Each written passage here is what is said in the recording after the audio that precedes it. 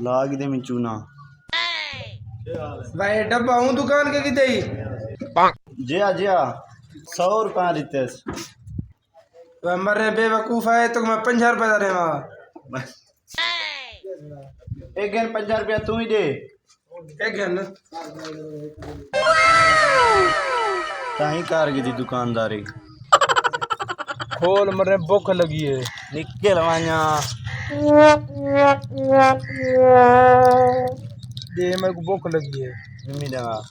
मैं हाल लूंगा हाँ ला फट्टे दे मरे ये है कि देवनी है हाँ या अरे भाई वाल है कोई भाईवाल शवाल कान से दो क्या करे नहीं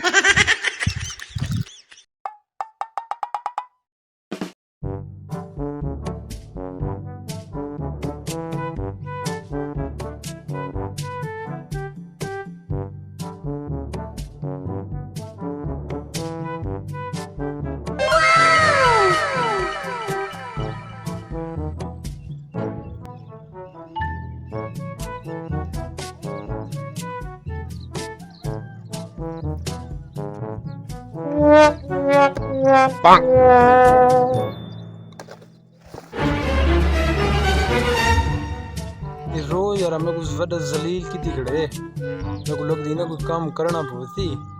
मैं नहीं सीखता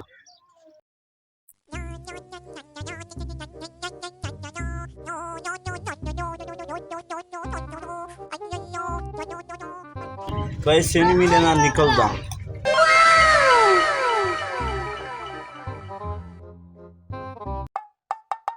मरे उन पैसे नहीं तो निकल गए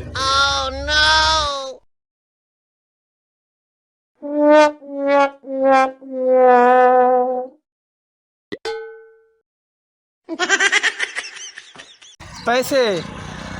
एक मिनट